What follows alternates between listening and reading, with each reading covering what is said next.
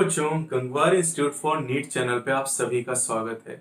मैं हूं डॉक्टर हरिओम गंगवार। और बेटा, तो आज जो न्यूमेरिकल मैं आपको बताने जा रहा हूं ये आपके डाईहाइब्रिड क्रॉस से रिलेटेड है। और इसमें बच्चे आंसर नहीं कर पाते तो मैं आपको आसान तरीका बताऊंगा जिससे बहुत कम टाइम में आप आंसर कर पाएंगे। ठीक है, तो चलिए देखते हैं आज का क्वेश्चन बेटा क्या है। और इसके पहले अगर आप चैनल पर नए तो चैनल को सब्सक्राइब जरूर करेंगे और वीडियो अगर पसंद आए तो आप लाइक जरूर करिएगा। चलिए, क्वेश्चन है, if a pea plant produces 2560 seed.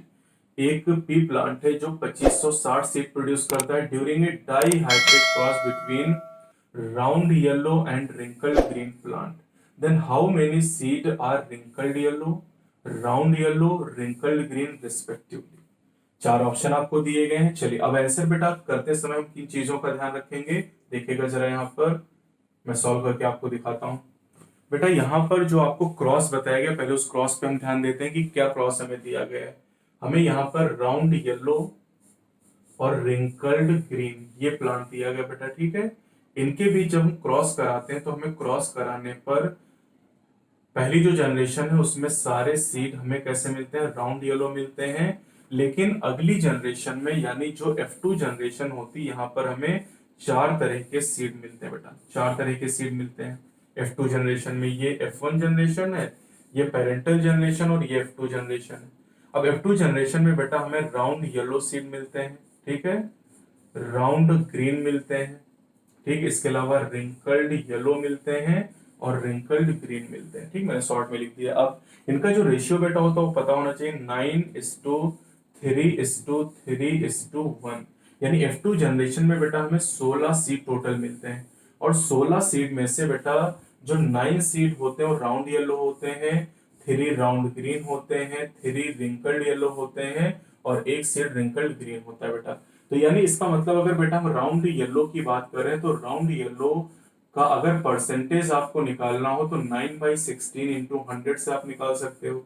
यानी 16 में से 9 सीड राउंड येलो होते हैं, 100 से मल्टीप्लाई कर लीजिए, परसेंटेज आपका आ जाएगा। अब देखिए, अब आपसे क्वेश्चन में बेटा यहाँ पर क्या पूछा गया, जरा क्वेश्चन पे नजर डालते हैं एक बार फिर से। यहाँ पर आपको 2560 सीट बताए गए हैं और इनमें से पूछा गया कितने रिंकल्ड येलो होंगे। ठीक है, तो अब देखिए बेटा, इसको करने का तरीका क्या है। आप जानते हैं कि रिंकल्ड येलो 16 में से 3 होते हैं। ठीक, अब मैं इसको ऐसे कराता हूं कि अगर 16 में से 3 सीड रिंकल्ड येलो है, टोटल 16 है और उसमें से 3 रिंकल्ड येलो है, तो एक अगर है तो उसमें से रिंकल्ड येलो कितने होंगे, 3/16 रिंकल्ड येलो हो जाएंगे। तो अगर 2560 सीड आपको दिए गए हैं तो इसमें से रिंकल्ड येलो कितने होंगे, 3/16 इंटू 2560। अब इसको आप डिवाइड कर लेंगे यहाँ पर, तो आपका आंसर कितना आ जाएगा, 480 सीड। तो 480 सीट बेटा हो जाएंगी कैसे, रिंकल्ड येलो। तो बहुत आसान सा तरीका है। आपको डाई हाइब्रिड क्रॉस का अगर रेशियो पता है तो आप इजिली आंसर यहाँ पर कर सकते हैं। ठीक है, अब चलिए मैं आपको दिखाता हूँ कि दूसरा यहाँ पर आपसे क्या पूछा गया था। यहाँ पर आपसे राउंड येलो बेटा पूछा गया था। तो आपने देखा कि राउंड येलो बेटा 9 होते हैं। तो अब आपको राउंड येलो का अगर नंबर निकालना है तो आपको सिंपली क्या करना है, राउंड येलो निकालने के लिए, राउंड येलो आप जानते हैं बेटा 9/16, 16 में से 9 होते हैं, तो 2560 में से निकालना तो सीधे 9/16 इंटू 2560 आप कर देंगे, ये 160 आ जाएगा और ये आ जाएगा 1440, ये आंसर आ जाएगा। फिर इस क्वेश्चन में तीसरे नंबर पे क्या कहा गया, इसको भी देख लीजिए बेटा। यहाँ पर आप तीसरे नंबर पे आपसे पूछा गया रिंकल्ड ग्रीन। तो बेटा रिंकल्ड ग्रीन की अगर बात करते हैं तो रिंकल्ड और ग्रीन कितने होते हैं, एक 16 में से एक रिंकल्ड ग्रीन होता है। तो बेटा अगर रिंकल्ड ग्रीन आपको निकालना होगा यहाँ पर, तो देखिए रिंकल्ड ग्रीन को निकालने के लिए 1/16 एंड मल्टीप्लाइड विद 2560, ये आंसर आप करोगे या डिवाइड करोगे 160 आ जाएगा। तो रिंकल्ड ग्रीन बेटा कितना है, 160 है। राउंड येलो कितना है, 40 और 480 कौन सा है, राउंड येलो है। तो अब यहाँ पर जो ऑप्शन आपको दिए गए हैं आप आसानी से आंसर कर सकते हैं। यहाँ पर देख लीजिए आप कौन सा आंसर मैच करेगा, बी आंसर यहाँ पर मैच करेगा, तो बी आपका ऑप्शन हो जाएगा। तो बेटा यहाँ पर यह ध्यान रखना है कि जो भी नंबर आपको दिया जाए आपको केवल, जैसे आपको राउंड येलो निकालना है तो राउंड येलो आपको डाई हाइब्रिड में पता है कि 9/16 होते हैं। अब अगर यहाँ पर 2560 ना दिया जाता, यहाँ पर मान लीजिए कि 160 दिया जाता, और 160 में पूछता राउंड येलो कितने हैं, तो राउंड येलो आप 16 में से जानते हैं 9/16, 160 दिया गया तो बस यहाँ पर 160 रखते और आपका आंसर कितना आ जाता, 90 आंसर आ जाता। तो बस इतना कॉन्सेप्ट ध्यान रखिएगा। अगर आपको रिंकल ग्रीन निकालना है 160 में से, तो आपको पता है कि 1/16 होते हैं रिंकल ग्रीन, और सीधे 160 से मल्टीप्लाई कर देंगे तो ये आंसर कितना आ जाएगा, 10 आंसर आ जाएगा। तो इस तरीके से बेटा आसानी से आप आंसर कर सकते हो, वरना इतने सीड में 16 सीड में आपको बताया जाता और इतने सीड में निकालना तो फिर आपसे गलतियां हो सकती हैं। तो ये न्यूमेरिकल करने का तरीका है। तो चलिए एक क्वेश्चन आपके सामने यहाँ पर दिखाई दे रहा है कि how many meiotic divisions are required to produce 100 wheat grains और सीड और जायगोट और एम्ब्रियो। मतलब इसमें से कुछ भी पूछा जाए, और केवल वीट की बात नहीं है, वीट के अलावा अगर मान लीजिए कोई भी एंजियोस्पर्मिक प्लांट आपसे पूछा जाता है, मैंगो के बारे में, राइस के बारे में, या फिर मेज के बारे में आपसे पूछा था, तो यही आंसर करेंगे। वीट मैंने इसलिए लिखा है क्योंकि इसी के नाम से ज्यादातर क्वेश्चन पूछे गए। तो अब इसको करने का तरीका क्या है, अब इसका एक सीधा सा बेटा फॉर्मूला होता है जो आप अगर याद रखोगे तो आसानी से आप कर लोगे, ठीक है। तो यहां पर बेटा आंसर आप ऐसे करोगे कि number of meiotic divisions is equal to 5n/4, ये फॉर्मूला है यहाँ पर। तो इस फॉर्मूले का आप यूज करेंगे और n की वैल्यू जो क्वेश्चन में आपको दी गई वही है। यानी अगर आपको 100 व्हीट ग्रेन के बारे में पूछा गया, 100 सीड के बारे में, 100 एम्ब्रियो के बारे में पूछा गया, तो आपको n की जगह पर 100 पुट करना। तो चलिए मैं आपको दिखाता हूं कि कितने मियोटिक डिवीजन की जरूरत होगी। 5n/4 ये फॉर्मूला है। अब यहाँ पर 5n की जगह पर 100 आप कर दीजिए और अपॉन 4 कर देंगे। अब इसको आप सॉल्व कर लीजिए यहाँ पर, तो आपका आंसर आ जाएगा 125। यानी 125 मियोटिक डिवीजन की रिक्वायरमेंट होगी अगर 100 व्हीट ग्रेन को आप प्रोड्यूस करना चाहते हैं। तो चलिए देखिए यहाँ पर एक क्वेश्चन मैं आपसे पूछता हूं, आप इसका आंसर बताएंगे। मान लीजिए आपसे पूछा जाता है कि मेज प्लांट में अगर आपको 400 एम्ब्रियोज का फॉर्मेशन करना है, अगर 400 एम्ब्रियोज का फॉर्मेशन करना है तो उसके लिए आपको कितने मियोटिक डिवीजन की जरूरत करेगी, आप खुद सॉल्व करिए पहले, फिर आंसर देखिएगा, ठीक है। तो अब 400 एम्ब्रियो आपको बनाने, तो फिर वही फॉर्म लगाएंगे 5n/4। तो ये आंसर आ जाएगा 5 × 400/4 हो जाएगा। तो आपका आंसर यहाँ पर ये डिवाइड कर लोगे 100, ये 500 आ जाएगा। तो इस तरीके से बेटा आपके एग्जाम में क्वेश्चन पूछे जाते हैं। अगर आपने प्रीवियस ईयर के क्वेश्चन सॉल्व किए होंगे तो इस तरह के क्वेश्चन आपको जरूर मिले होंगे। हो सकता है आपने याद कर रखा हो, लेकिन इनको सॉल्व करने का जो तरीका मैंने आपको बताया 5n/4, इससे आप इस तरह का कोई भी क्वेश्चन, चाहे जायगोट पूछा जाए, एम्ब्रियो पूछा जाए, फ्रूट पूछा जाए, सीड पूछा जाए, ग्रेन पूछा जाए, सबके लिए यही फॉर्मूला अप्लाई करेंगे। अब इस तरह के क्वेश्चन आप इजीली सॉल्व कर लेंगे। तो सबसे पहले बेटा यहाँ पर देखिएगा, जैसे मान लीजिए क्वेश्चन आपसे पूछा जाए, अगर राइस प्लांट की हम बात कर रहे हैं, राइस प्लांट में आपसे कहा जाए कि लीफ के अंदर जो सेल है, लीफ सेल, इन लीफ सेल में 24 क्रोमोसोम, ये आपको दिया गया मान लीजिए एग्जाम में, ठीक है।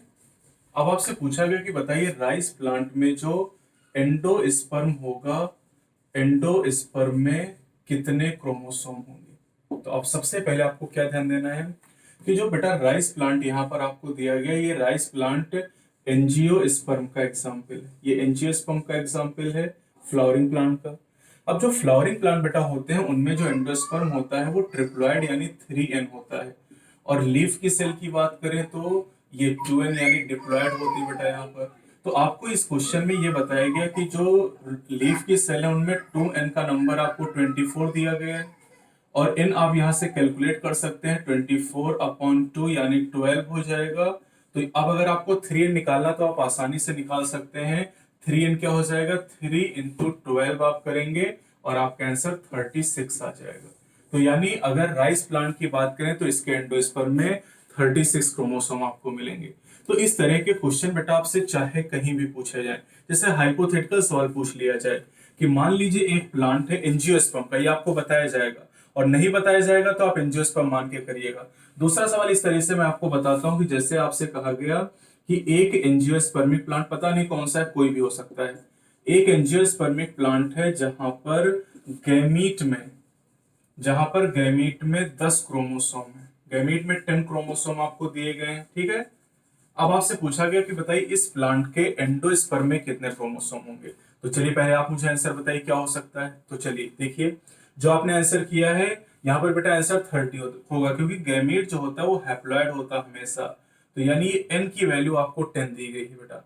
अब आपको एंडोस्पर्म पता है कि एंजियोस्पर्म में जो एंडोस्पर्म होता है वो 3n होता है। तो 3n का मतलब 3 इंटू एन की वैल्यू 10 है, यहाँ पर 10 आप पुट करोगे तो 30 आंसर आ जाएगा। तो बेटा यहाँ पर ध्यान ये दीजिएगा कि जो आपको नंबर दिया गया है, जैसे यहाँ 24 क्रोमोसोम डिप्लॉयड सेल में आपको दिया गया था, और यहाँ पर जो गैमीट का नंबर 10 आपको दिया गया वो हैप्लॉयड सेल में बेटा आपको दिया गया है। तो जो भी नंबर आपको दिया गया हो, चाहे n दिया गया हो, 2n दिया गया हो, उससे आपको 3n कैलकुलेट करना है।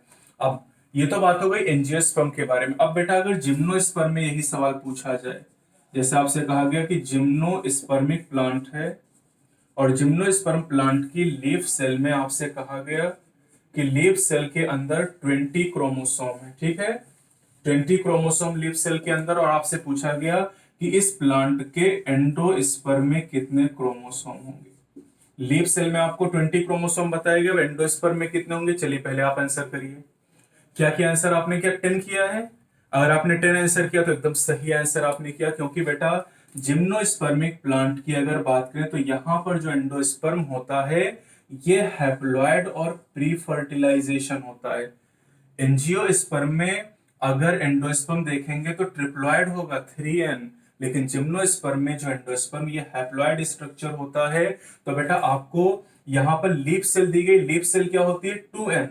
तो बेटा 2n अगर 20 है तो आप n निकाल सकते हो, n की वैल्यू क्या हो जाएगी 20/2, यानी 10 क्रोमोसोम बेटा यहाँ पर आंसर आपका आ जाएगा।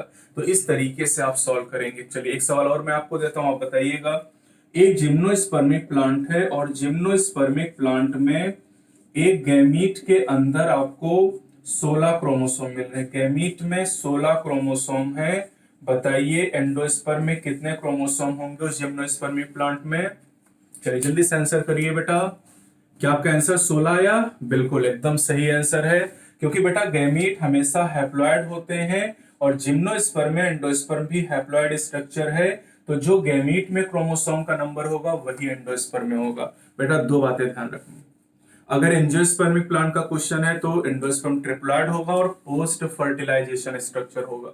जिम्नोस्पर्म की बात करें तो यहाँ पर एंडोस्पर्म हैप्लॉइड और प्री फर्टिलाइजेशन स्ट्रक्चर होगा। बस इस छोटे से कॉन्सेप्ट का ध्यान रखेंगे, बड़े से बड़ा सवाल आप आसानी से कर पाएंगे। बेटा डेली बेसिस पे न्यूमेरिकल सीरीज में एक न्यूमेरिकल करने का तरीका मैं आपको सिखाऊंगा, तो मुझे विश्वास है कि आपने ये न्यूमेरिकल सीख लिया होगा, और अब इस तरह के क्वेश्चन आप करके देखिएगा। दुनिया का कोई सवाल आप उठा लीजिए एंडोस्पर्म का, आसानी से आप सॉल्व कर पाएंगे। बेसिक नंबर को, हैप्लॉइड नंबर को, डिप्लॉइड नंबर को समझने के लिए पहले आप ये जान लीजिए बेटा कि जो वीट होता है, वीट हेक्साप्लॉइड नेचर का होता है। ये हेक्साप्लॉइड नेचर का होता है, और इसमें टोटल क्रोमोसोम 42 होते हैं। बेटा आप जानते हैं कि हमारी सेल में 46 क्रोमोसोम होते हैं, वैसे वीट में 42 क्रोमोसोम होते हैं, और ये हेक्साप्लॉइड है। बेटा हेक्साप्लॉइड का मतलब यहाँ पर क्रोमोसोम के 6 सेट पाए जाते हैं। जैसे हमारी सेल में नॉर्मल सोमेटिक सेल में जैसे स्किन की सेल है, हार्ट की सेल है, लीवर की सेल है, इनमें क्रोमोसोम के 2 सेट पाए जाते हैं। लेकिन अगर हम वीट की बात करते हैं तो यहाँ पर 6 सेट पाए जाते हैं। हेक्सा का मतलब 6, और यहाँ पर हम एक्स से रिप्रेजेंट करेंगे हेक्साप्लॉइड। तो बेटा इस 6 सेट यहाँ पर क्रोमोसोम के होते हैं, और हर सेट में 7 क्रोमोसोम होंगे। आप ऐसे कैलकुलेट कर सकते हो कि हेक्साप्लॉइड की वैल्यू कितनी है 42 है। तो यहां से अगर आप x कैलकुलेट करना चाहते हैं तो ये हो जाएगा 42/6, और ये वैल्यू आपकी आ जाएगी 7। अब बेटा यहाँ पर जो x है, x is named as basic number. इसी x को बेसिक नंबर के नाम से जाना जाता है। This is basic number. तो बेसिक नंबर x यहाँ पर बेटा 7 हो जाएगा। यानी वीट में अगर आपसे कभी भी बेसिक नंबर पूछा जाए तो आपका आंसर यहाँ पर 7 हो जाएगा। अब बात करते हैं हैप्लॉइड डिप्लॉइड के बारे में। तो बेटा अब यहाँ पर जो टोटल क्रोमोसोम 42 आपको दिए गए हैं, इस 42 टोटल क्रोमोसोम नंबर को आप 2n मान लोगे। जैसे ह्यूमन में 2n की वैल्यू आप जानते हैं 46 है, यहाँ पर 2n की वैल्यू 42 है। अब यहाँ पर बेटा अगर आप n की वैल्यू कैलकुलेट करना चाहते हैं तो n की वैल्यू 42/2 हो जाएगी, यानी 21 आ जाएगा। अब बेटा 21 जो यहाँ पर आया that is named as haploid number of chromosome, इसे हैप्लॉइड नंबर ऑफ क्रोमोसोम कहेंगे। जो 42 है that is named as diploid number of chromosome, इसे डिप्लॉइड नंबर कहेंगे। जो 7 आया बेटा इसे बेसिक नंबर कहा जाएगा। तो 3 क्वेश्चन तो ये हो गए, बेसिक नंबर 7 है, हैप्लॉइड क्रोमोसोम का नंबर 21 है, डिप्लॉइड क्रोमोसोम का नंबर 42 है। अब कुछ क्वेश्चन और मैं अपनी तरफ से आपको बता दे रहा हूं, जैसे आप पढ़ते हैं मोनोसोमी के बारे में और ट्राइसोमी के बारे में। मोनोसोमी आप बेटा टर्नर सिंड्रोम में आपने पढ़ा होगा। तो मोनोसोमी क्या होता है, 2n-1 होता है। अब अगर वीट में आपसे मोनोसोमी पूछा जाए बेटा तो आप क्या करोगे, 2n की वैल्यू मैंने क्या बताई 42, आप यहाँ पर 42 रखोगे, -1 करोगे तो आपका आंसर 41 आ जाएगा। ह्यूमन के लिए मोनोसोमी क्या होता है 45 क्रोमोसोम, वीट में 41 हो जाएगा। दूसरा जैसे टर्नर सिंड्रोम या क्लाइनफेल्टर सिंड्रोम जब आप पढ़ते हैं तो वहां पर ट्राइसोमी के बारे में आप पढ़ते हैं। तो वैसे वीट में ट्राइसोमी की बात करें तो ट्राइसोमी होता है बेटा 2n+1। अब 2n की वैल्यू तो आपको पता है कि 2n की वैल्यू 42 है, तो आपको यहाँ 42 रखना है और +1 करना है, तो आपका आंसर कितना आ जाएगा, यहाँ पर आपका आंसर आ जाएगा 43। तो इस तरीके से अब आपसे कुछ भी पूछा जाए, आपसे चाहे बेसिक नंबर पूछा जाए, हैप्लॉइड नंबर पूछा जाए, डिप्लॉइड नंबर पूछा जाए, मोनोसोमिक कंडीशन पूछी जाए, ट्राइसोमिक कंडीशन पूछी जाए, हर तरह के सवाल का आंसर आप कर सकते हैं। और ये बहुत ही इंपॉर्टेंट कॉन्सेप्ट है जो बेटा आपको समझना है। यहाँ पर स्पर्मेटोजेनेसिस के क्वेश्चन को सॉल्व करने के तरीके के बारे में बात करेंगे। आपसे कभी कभार ऐसे सवाल पूछे जाते हैं कि 100 स्पर्म बनाने बताइए, स्पर्मेटोसाइट में कितने मियोटिक डिवीजन होंगे। तो इन सबको क्वेश्चन को सॉल्व करने का तरीका मैं आपको सिखाऊंगा। तो सबसे पहले बेटा आप जान लेते हैं स्पर्मेटोजेनेसिस का मतलब क्या है। स्पर्मेटोजेनेसिस, बेटा स्पर्मेटोजेनेसिस का मतलब होता है स्पर्म का फॉर्मेशन। स्पर्म के फॉर्मेशन को स्पर्मेटोजेनेसिस का नाम दिया जाता है। और ह्यूमन में स्पर्म का जो फॉर्मेशन है मेल में ये टेस्टिस के अंदर होता है। अब स्पर्मेटोजेनेसिस में स्पर्म का जो फॉर्मेशन जिन सेल से होता है उन सेल को स्पर्मेटोगोनियम कहा जाता है। इन सेल को स्पर्मेटोगोनियम का नाम दिया जाता है। और कुछ स्पर्मेटोगोनियम को प्राइमरी स्पर्मेटोसाइट के नाम से जाना जाता है, प्राइमरी स्पर्मेटोसाइट।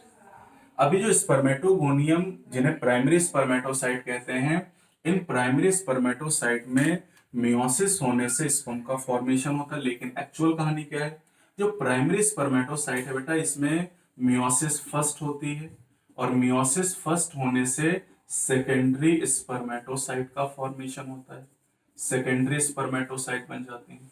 तो अगर एक प्राइमरी स्पर्मेटोसाइट है बेटा तो मियोसिस फर्स्ट होने पे 2 सेकेंडरी स्पर्मेटोसाइट बनेंगी और जो 2 सेकेंडरी स्पर्मेटोसाइट हैं इनमें जब मियोसिस सेकेंड होगी तो इनमें मियोसिस सेकेंड के पूरा होने पर स्पर्म का फॉर्मेशन हो जाएगा। मैं डायरेक्टली आपको बता दे रहा हूं यहाँ पर, और टोटल 4 स्पर्म बन जाएंगे यहाँ पर। तो अब ध्यान दीजिए बेटा, अगर आप यहाँ पर देखिए एक प्राइमरी स्पर्मेटोसाइट या एक स्पर्मेटोगोनियम है तो 4 स्पर्म आपको मिल रहे हैं। इसका मतलब है कि अगर एक प्राइमरी स्पर्मेटोसाइट है तो 4 स्पर्म बनेंगे। अब अगर आपसे एग्जाम में पूछा जाए कि आपको 100 स्पर्म बनाने हैं, 100 स्पर्म का फॉर्मेशन करना है, कितनी प्राइमरी स्पर्मेटोसाइट चाहिए, तो आपने देखा कि 4 स्पर्म को बनाने के लिए बेटा एक प्राइमरी स्पर्मेटोसाइट की जरूरत है। तो अगर एक स्पर्म को बनाना है तो इसके लिए 1/4 प्राइमरी स्पर्मेटोसाइट चाहिए। तो अगर 100 स्पर्म बनाना है तो बेटा 100 इंटू 1/4 यानी आपका आंसर आ जाएगा 25 प्राइमरी स्पर्मेटोसाइट या स्पर्मेटोगोनियम की जरूरत पड़ेगी और 25 मियोसिस की भी जरूरत यहां पर पड़ने वाली है। तो 25 मियोसिस के द्वारा 100 स्पर्म बनेंगे, या आप कह सकते हैं कि 25 स्पर्मेटोगोनियम से 100 स्पर्म बनेंगे, या आप कह सकते हैं कि 25 प्राइमरी स्पर्मेटोसाइट से 100 स्पर्म का फॉर्मेशन हो जाएगा। इसी तरीके से अगर आपसे 200 पूछ लिया जाए तो आपका आंसर यहाँ पर 50 आ जाएगा, 500 पूछ लिया जाए तो 125 आ जाएगा। तो कोई भी वैल्यू आपको दी जाए आप आसानी से कर लोगे। तो ये तो बात हो गई कि 100 स्पर्म बनाने के लिए कितनी प्राइमरी स्पर्मेटोसाइट या स्पर्मेटोगोनियम चाहिए। अब दूसरा सवाल ऐसे पूछा जाए अगर आपसे बेटा कि 100 स्पर्म बनाने के लिए कितने आपको सेकेंडरी स्पर्मेटोसाइट चाहिए, तो ध्यान दीजिएगा 2 सेकेंडरी स्पर्मेटोसाइट से 4 स्पर्म बन रहे हैं, 2 से 4 बन रहे हैं तो 1 से 2 बनेंगे। यानी अगर दो स्पर्म बनाने हैं बेटा तो एक सेकेंडरी स्पर्मेटोसाइट चाहिए। इसका मतलब क्या हुआ कि अगर एक स्पर्म का फॉर्मेशन करना है तो बेटा आपको 1/2 सेकेंडरी स्पर्मेटोसाइट चाहिए। इसका मतलब अगर आपको 100 स्पर्म का फॉर्मेशन करना है तो 100 इंटू 1/2 यानी 50 सेकेंडरी स्पर्मेटोसाइट की जरूरत होगी। सेकेंडरी स्पर्मेटोसाइट अगर 50 है तो 100 स्पर्म बनेंगे, और अगर प्राइमरी स्पर्मेटोसाइट 25 है तब भी 100 स्पर्म का फॉर्मेशन होगा। क्योंकि यहां पर रूल क्या कहता है बेटा कि एक प्राइमरी स्पर्मेटोसाइट से 4 स्पर्म बनते हैं और एक सेकेंडरी स्पर्मेटोसाइट से केवल 2 स्पर्म का फॉर्मेशन होता है। तो अब यहाँ पर कैसा भी सवाल आपसे पूछा जाए आप आसानी से आंसर कर सकते हैं। जैसे आपसे पूछा जाए कि 50 स्पर्म का फॉर्मेशन करना है, कितने सेकेंडरी स्पर्मेटोसाइट की जरूरत होगी, तो आप कहेंगे कि सेकेंडरी स्पर्मेटोसाइट 25 होंगे तब भी 50 स्पर्म का फॉर्मेशन हो जाएगा। बस आपको रूल ये ध्यान रखना है, एक प्राइमरी स्पर्मेटोसाइट से 4 स्पर्म बनेंगे और एक सेकेंडरी स्पर्मेटोसाइट से 2 स्पर्म बनेंगे। साथ ही स्पर्मेटोगोनियम के लिए वही आंसर करेंगे जो प्राइमरी स्पर्मेटोसाइट के लिए आप कर रहे हैं। तो बेटा इस तरीके से अगर आपसे प्राइमरी या सेकेंडरी स्पर्मेटोसाइट के नंबर के बारे में पूछा जाए, मियोसिस का नंबर भी वही आप करोगे जो प्राइमरी स्पर्मेटोसाइट का नंबर करोगे। जैसे आपसे पूछा जाए कि 100 स्पर्म बनाने हैं, कितने प्राइमरी स्पर्मेटोसाइट चाहिए, 25। 100 स्पर्म बनाने कितने स्पर्मेटोगोनियम चाहिए, आंसर 25। 100 स्पर्म बनाने कितने मियोसिस होंगे, आपका आंसर 25 हो जाएगा। आज हम ह्यूमन रिप्रोडक्शन में oogenesis के क्वेश्चन को करने का तरीका सीखेंगे। तो सबसे पहले ये जान लेते हैं कि oogenesis का मतलब क्या है। oogenesis का मतलब होता है बेटा फॉर्मेशन ऑफ द ओवम और एग। फीमेल में ओवरी से जो एग का या ओवम का फॉर्मेशन होता है इसी को oogenesis के नाम से जाना जाता है। आप एग का फॉर्मेशन कह सकते हैं, ओवम का फॉर्मेशन कह सकते हैं, या फीमेल गैमेट का फॉर्मेशन इसे कह सकते हैं। अब जैसे अब ये एग बनता कैसे बेटा, आप इसको ऐसे समझिए कि जो प्राइमरी ओसाइट होती है, प्राइमरी ओसाइट की बेटा अगर हम बात करें तो प्राइमरी ओसाइट से डेवलपमेंट होने के बाद एग का फॉर्मेशन होता है या ओवम का फॉर्मेशन होता है, या इसी को फीमेल गैमीट कहते हैं। अब बेटा अगर हमारे पास, ध्यान दीजिएगा, अगर हमारे पास एक प्राइमरी ओसाइट है तो एग का फॉर्मेशन भी एक ही होगा। इसका मतलब अगर एग्जाम में बेटा आपसे ये पूछा जाए कि आपको 100 ओवम का फॉर्मेशन करना है, कितने प्राइमरी ओसाइट चाहिए, तो आपका आंसर होगा 100। अब कल से कंपेयर करिए बेटा, कल मैंने आपको बताया था कि अगर आपके पास एक प्राइमरी स्पर्मेटोसाइट है, अगर एक प्राइमरी स्पर्मेटोसाइट है तो उससे आपने देखा था कि स्पर्म का फॉर्मेशन हुआ था। और अगर एक प्राइमरी स्पर्मेटोसाइट थी तो स्पर्म कितने बने थे, 4 स्पर्म का फॉर्मेशन हुआ था। यानी अगर बेटा आपको 100 स्पर्मेटोसाइट दी जाए तो उस केस में 400 स्पर्म का फॉर्मेशन होगा। 100 प्राइमरी ओसाइट से 100 एग ही बनेंगे, लेकिन 100 प्राइमरी स्पर्मेटोसाइट से 400 स्पर्म का फॉर्मेशन होगा। उल्टा पूछा जाए कि आपको 100 स्पर्म बनाने हैं, कितने प्राइमरी स्पर्मेटोसाइट चाहिए, तो आप कहेंगे 25 प्राइमरी स्पर्मेटोसाइट या 25 मियोसिस होनी चाहिए। जबकि यहाँ पर 100 एग बनने के लिए 100 ओसाइट या 100 मियोटिक डिवीजन की रिक्वायरमेंट होगी। चाहे प्राइमरी ओसाइट का नंबर पूछा जाए चाहे मियोसिस का नंबर पूछा जाए, सेम जवाब आप करोगे। चाहे प्राइमरी स्पर्मेटोसाइट का नंबर पूछा जाए चाहे मियोसिस का नंबर पूछा जाए, सेम आंसर आप करोगे। अब एक क्वेश्चन ऐसे पूछा जाता है कि अगर जर्म सेल, प्राइमरी ओसाइट और प्राइमरी स्पर्मेटोसाइट का नंबर बराबर है तो जो गैमीट बनेंगे एग और स्पर्म, इनका रेशियो क्या होगा, तो बेटा रेशियो कितना निकलेगा, 1:4 का रेशियो निकलेगा। यानी आप देखिए कि अगर एक प्राइमरी ओसाइट है और एक प्राइमरी स्पर्मेटोसाइट है तो एक प्राइमरी ओसाइट से एक ही एग बनेगा, लेकिन एक प्राइमरी स्पर्मेटोसाइट से 4 स्पर्म बनेंगे। 1:4 का रेशियो आपको गैमीट में मिलेगा, एग और स्पर्म में मिलेगा। तो यहां पर बेटा स्पर्मेटोसाइट और ओसाइट के जितने भी क्वेश्चन पूछे जाते हैं, जितने भी मियोसिस के क्वेश्चन पूछे जाते हैं, बहुत आसानी से आप कर सकते हैं। बस आपको बेसिक्स पता होने चाहिए।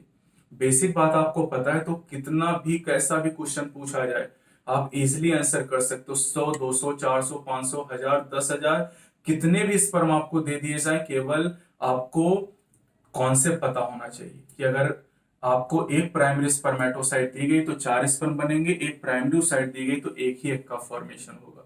तो आज यहाँ पर मैं आपको माइटोसिस के एक कॉन्सेप्ट के बारे में बताऊंगा। तो जैसे आपके सामने सवाल आपको दिया गया है, how many mitotic division will require to produce 32 cell from a single cell.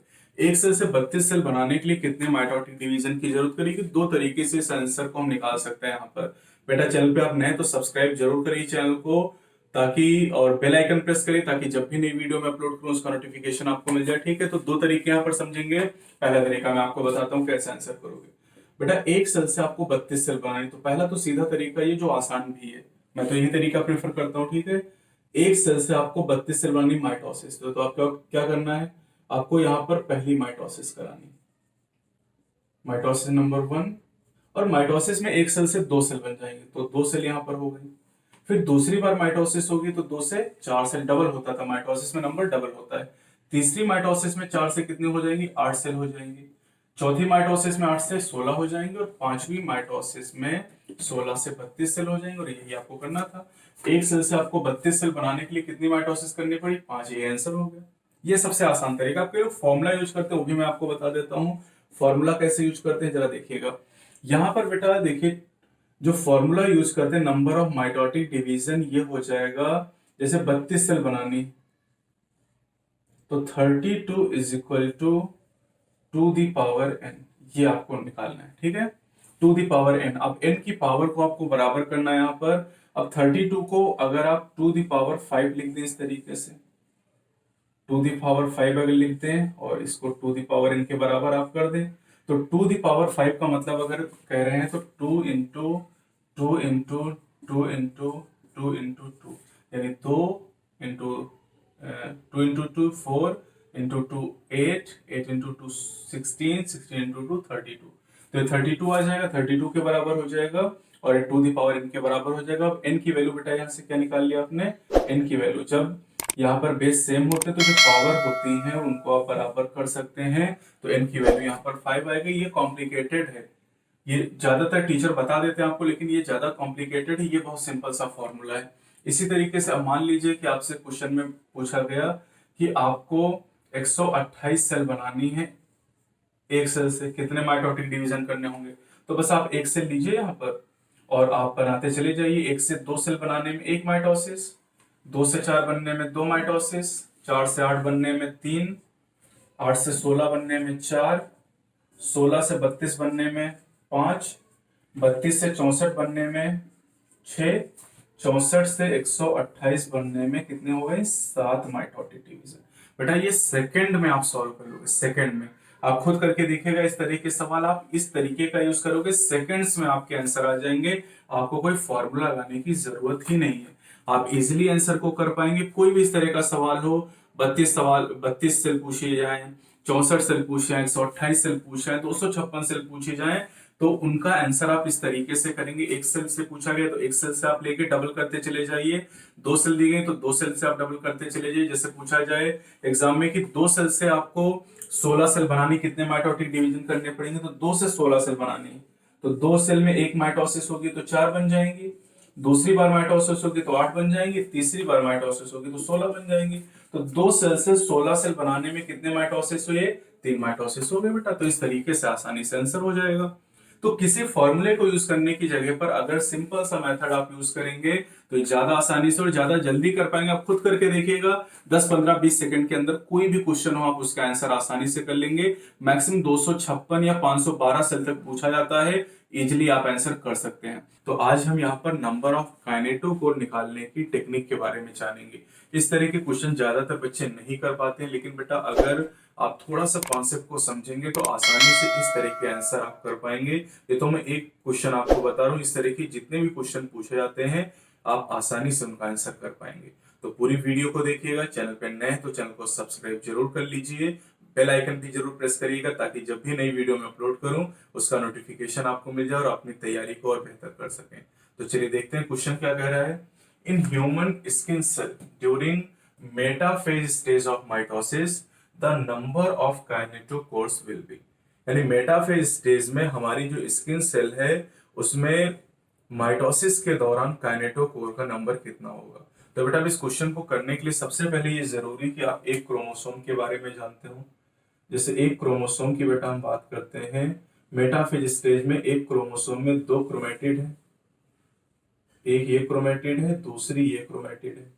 अब बेटा दोनों क्रोमेटिड एक दूसरे से अटैच है, यहाँ पर प्राइमरी कॉन्स्ट्रिक्शन या सेंट्रोमियर बीच में आपको दिखाया गया है।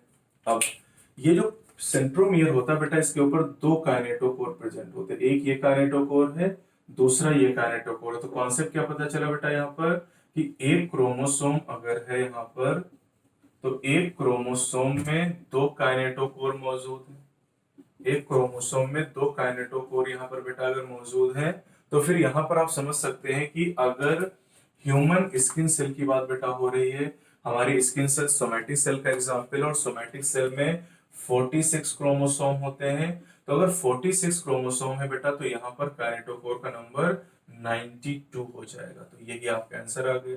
यानी कॉन्सेप्ट क्या समझ में आया कि बेटा एक क्रोमोसोम में दो काइनेटोकोर होते हैं, तो अगर आपको ह्यूमन स्किन सेल दी गई तो आपको पता है कि 46 क्रोमोसोम होंगे, तो आपका आंसर काइनेटोकोर के लिए 92 आ जाएगा, आपको डबल कर देना है। चलिए एक क्वेश्चन अब मैं आपको दे रहा हूं, इसको आप सॉल्व करिए। क्वेश्चन है कि अगर हम बात करते हैं बेटा अनियन रूट टिप सेल के बारे में, अनियन रूट सेल की अगर हम बात करते हैं, उसमें आपको बताना है कि मेटाफेज स्टेज में माइटोसिस के दौरान काइनेटोकोर का नंबर कितना होगा। पहले आप कैलकुलेट करिए, फिर आपको जस्ट मैं बताता हूं। आप जल्दी से मुझे कमेंट करके भी बता सकते हैं। अगर आप प्रीमियर देख रहे हैं तो आप कमेंट करके भी आंसर कर सकते हैं। जल्दी से बताइए क्या आंसर होगा। अनियन रूट सेल की बात बेटा हो रही है, तो इसमें भी वही बात है कि आपको ये पता होना चाहिए कि अनियन में कितने क्रोमोसोम होते हैं। तो बेटा अनियन में आपको पता है कि 16 क्रोमोसोम है। अगर 16 क्रोमोसोम है बेटा, तो अब यहाँ पर सीधी सी बात है, काइनेटोकोर का नंबर 32 हो जाएगा। ये आसानी से आपने निकाल लिया, ये आंसर आपका आ गया। चलिए क्वेश्चन और करिए। अगर मैं आपसे पूछूं बेटा यहाँ पर जैसे राइस प्लांट के बारे में, अगर मैं राइस के स्टेम की बात करता हूँ, राइट के स्टेम की एक सेल है, और इस सेल में आपसे पूछूं कितने काइनेटोकोर हैं, चलिए जल्दी से आंसर करिए आप बच्चों। अब इसके लिए आपको सीधी बात बेटा पता होनी चाहिए कि राइस में कितने क्रोमोसोम होते हैं। तो राइस में बेटा 24 क्रोमोसोम होते हैं, और अगर 24 क्रोमोसोम है तो काइनेटोकोर का नंबर डबल यानी 48 हो जाएगा। अब कोई भी क्वेश्चन आपको दिया जाए आप आसानी से आंसर कर पाएंगे, क्योंकि अगर आपको क्रोमोसोम का नंबर पता है तो आप काइनेटोकोर के नंबर को इजिली निकाल सकते हैं। तो आज यहाँ पर हम प्लांट फिजियोलॉजी के एक क्वेश्चन को करने का तरीका सीखेंगे। आप जानते हैं कि ऑस्मोटिक प्रेशर या जो वाटर पोटेंशियल है, ऑस्मोसिस, इसके काफी क्वेश्चन आपके एग्जाम में पूछा है। तो इसमें मेनली ये क्वेश्चन पूछा जाता है कि जो सल्यूट मॉलिक्यूल है उनका मूवमेंट किधर से किधर की तरफ होगा। तो जैसे यहाँ पर एक फिगर आपको दिखाया गया, इस फिगर में आपको दो चैम्बर दिखाए गए हैं, एक ए चैम्बर आपको दिखाया गया है और दूसरा बी चैम्बर आपको दिखाया गया है। दोनों चैम्बर के अंदर सॉल्वेंट भरा हुआ है, सॉल्वेंट मेनली बेटा वाटर मान लेते हैं कि यहाँ पर भरा हुआ है, और इस सॉल्वेंट के अंदर ये जो रेड कलर से आपको दिखाए गए सॉल्यूट मॉलिक्यूल आपको दिखाए गए हैं। ए और बी दोनों चैम्बर को यहाँ पर अलग किया गया है एक सेलेक्टिवली परमिएबल मेम्ब्रेन के द्वारा। सेलेक्टिवली परमेबल मेम्ब्रेन के थ्रू केवल सॉल्वेंट मॉलिक्यूल का ही मूवमेंट हो सकता है, सॉल्यूट मॉलिक्यूल का मूवमेंट नहीं हो सकता है। तो चलिए अब देखते हैं कि किस चैम्बर से किस चैम्बर में सॉल्वेंट यानी वाटर का मूवमेंट होगा। सॉल्वेंट हमने यहाँ पर वाटर मान लिया है, तो वाटर का मूवमेंट ए से बी की तरफ होगा या बी से ए की तरफ होगा, इस बात का पता कैसे लगाएंगे। तो इसका बहुत आसान सा तरीका बेटा मैं आपको बताता हूं। जहां पर सॉल्यूट मॉलिक्यूल जिस चैम्बर में कम होंगे, ध्यान दीजिएगा, सल्यूट मॉलिक्यूल जिस चैम्बर में कम होंगे उस चैम्बर का वाटर पोटेंशियल, जिसे साइड डब्ल्यू से रिप्रेजेंट करते हैं, ये ज्यादा होगा। और जिस चैम्बर में सल्यूट मॉलिक्यूल कम है उसका, जिस चैम्बर में सल्यूट मॉलिक्यूल ज्यादा आपको दिखाई दे रहे हैं उसका वाटर पोटेंशियल कम हो जाएगा। यानी सल्यूट मॉलिक्यूल और वाटर पोटेंशियल में इनवर्स रिलेशन है। जहां पर ए चैम्बर में आप देख रहे हैं कि कम सॉल्यूट मॉलिक्यूल है, वहां पर वाटर पोटेंशियल ज्यादा है, और बी चैम्बर में सॉल्यूट मॉलिक्यूल के ज्यादा होने से वाटर पोटेंशियल कम हो गया।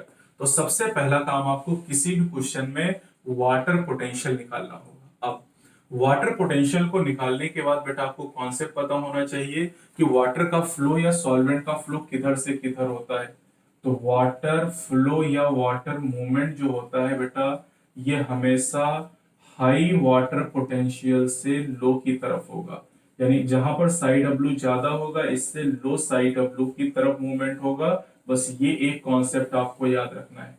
तो पहला स्टेप आपको वाटर पोटेंशियल निकालना है। वाटर पोटेंशियल निकालने के बाद हाई वाटर पोटेंशियल से लो की तरफ मूवमेंट कराना। अब आप देख लीजिए, चैम्बर ए में वाटर पोटेंशियल ज्यादा है, चैम्बर बी में वाटर पोटेंशियल कम है, और अब आप मूवमेंट हाई से लो की तरफ करेंगे, यानी ए चैम्बर से सॉल्वेंट का मूवमेंट बी चैम्बर की तरफ होगा। तो यहां पर आपका आंसर आ जाएगा from A to P, A to P. बस इतना आपको करना है। कभी कभी एग्जाम में आपको फिगर नहीं दिया जाएगा, आपको लैंग्वेज में बताया जाएगा। जैसे ऐसे कहा जाए कि दो चैम्बर हैं, ठीक है, एक ए चैम्बर है, दूसरा बी चैम्बर है।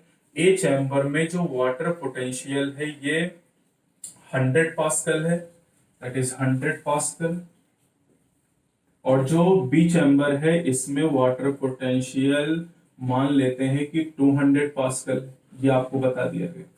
अब अगर आपसे क्वेश्चन पूछा जाता है कि ये ए और बी चैम्बर दोनों सेलेक्टिवली परमेबल मेम्ब्रेन से सेपरेट है, तो वाटर का फ्लो किधर से किधर होगा, तो बस आपको क्या करना है, जहां पर वाटर पोटेंशियल ज्यादा है वहां से कम की तरफ मूवमेंट करना है, यानी बी से ए की तरफ मूवमेंट करना है आपको। इस तरीके से आप कर लेंगे। चलिए एक सवाल आप करके देखेंगे जरा। यहाँ पर क्वेश्चन यहाँ पर है बेटा कि दो चैम्बर हमारे पास है, ए चैम्बर है, ए चैम्बर का जो साइज डब्ल्यू है ये -1000 किलो पास्कल है, -1000 किलो पास्कल है। और जो चैम्बर बी है, चैम्बर बी में जो साइज डब्ल्यू है ये -2000 किलो पास्कल।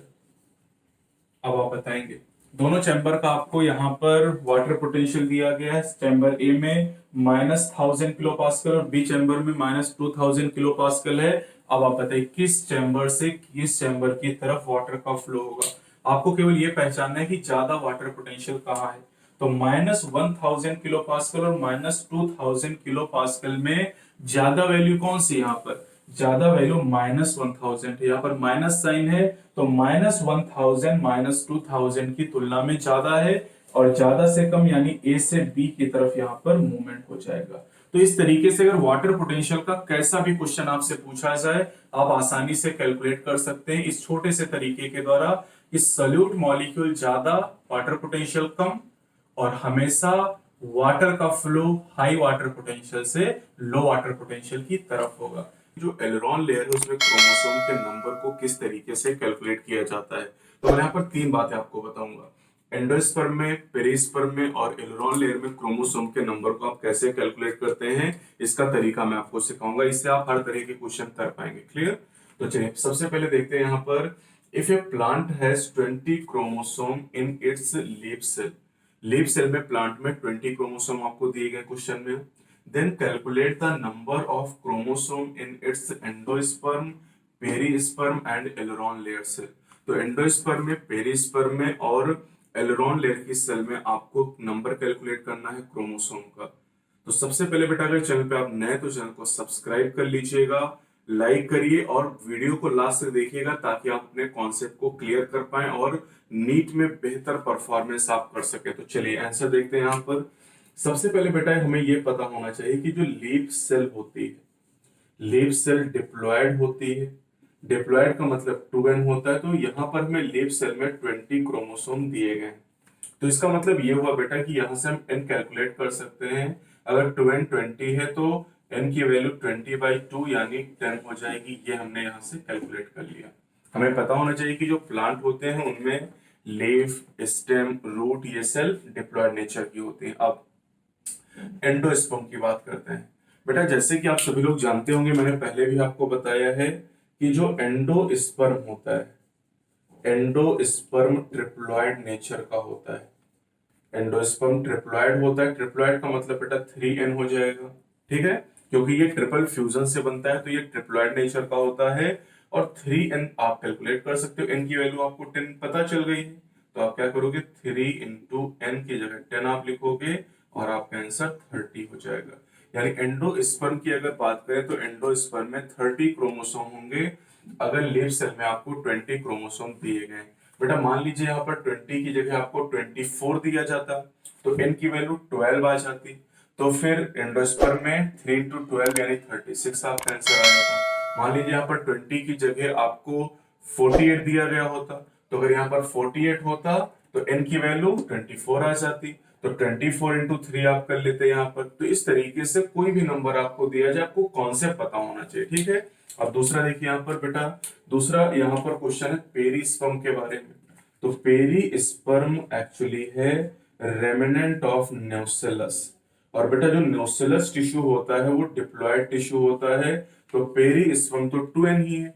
तो 2n अगर यहाँ पर है बेटा, तो हमें तो 2n की वैल्यू पता है कि 2n 20 होता है, तो आपका आंसर 20 हो जाएगा। पेरिस्पर्म की जो सेल है रेमिनेंट ऑफ न्यूसेलस से पेरिस्पर्म ब्लैक पेपर और बीट में पाया जाता है, आपको एनसीईआरटी ने एग्जांपल दिया है, तो पेरिस्पर्म में 20 क्रोमोसोम हो जाएंगे। अब आते हैं फाइनली यहाँ पर एलुरॉन लेयर। अब एलुरॉन लेयर है क्या, पहले ये जान लेते हैं। जो एंडोस्पर्म होता है बेटा, एंडोस्पर्म की जो सबसे आउटर लेयर होती है उसे एलुरॉन लेयर के नाम से जाना जाता है। और ये जो एलुरॉन लेयर है, ध्यान देंगे, जो एलुरॉन लेयर है बेटा यहाँ पर, ये एलुरॉन लेयर भी 3n होती है, ये भी 3n नेचर की है। तो एलुरॉन लेयर ट्रिप्लॉइड नेचर का है, पेरिस्पर्म डिप्लॉयड है, एंडोस्पर्म ट्रिप्लॉइड नेचर का, 3n है, तो फिर आप कैलकुलेट कर सकते हो 3 into 10 is equal to 30 answer आ जाएगा। यानी बेटा आप ये कह सकते हो कि जितने क्रोमोसोम एंडोस्पर्म में होंगे उतने ही क्रोमोसोम एलुरॉन लेयर में पाए जाएंगे, दोनों की जो प्लॉइडी है वो सेम होती है, 3n होती है।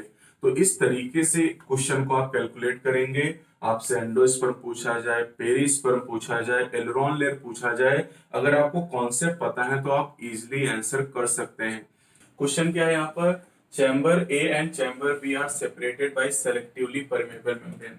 दो चैम्बर है बेटा, एक चैम्बर ए है एक चैम्बर बी है, दोनों को सेलेक्टिवली परमेबल मेम्ब्रेन से सेपरेट किया गया। अब chamber A has solute potential -5 and pressure potential 3, and chamber B has solute potential -6 and pressure potential -2, water flows from। ये आपको बताना है कि वाटर का फ्लो चैम्बर ए से बी की तरफ होगा, चैम्बर बी से ए की तरफ होगा, ये आपको बताना है। तो अब बेटा यहाँ पर आप तुक्का नहीं लगा सकते, यहाँ पर आपको सही पता होगा तभी आप आंसर कर सकते हैं कि वाटर का फ्लो होगा या नहीं होगा, और अगर होगा तो किधर से होगा, ए से बी की तरफ या बी से ए की तरफ। कोई भी वाटर मूवमेंट का अगर क्वेश्चन है आप वाटर पोटेंशियल से उसे सॉल्व कर पाएंगे। तो बेटा वाटर पोटेंशियल हम निकालते हैं दोनों चैम्बर का। तो चलिए देखते हैं कैसे आंसर करेंगे। यहाँ पर आंसर करने के लिए बेटा पहले हम चैम्बर ए की बात करते हैं।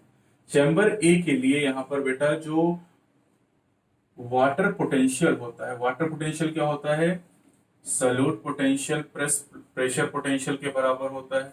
अब देखिए सल्यूट पोटेंशियल चैम्बर ए के लिए कितना दिया है, -5 दिया है, ठीक, -5 आपने रखा, प्लस प्रेशर पोटेंशियल कितना दिया, 3 दिया हुआ है। तो चैम्बर ए के लिए वाटर पोटेंशियल की वैल्यू कितनी आई, -2, ये आंसर आया आपका। चैम्बर ए के लिए वाटर पोटेंशियल की वैल्यू कितनी आई, -2 है। अब चैम्बर बी के लिए हम निकाल के देखते हैं।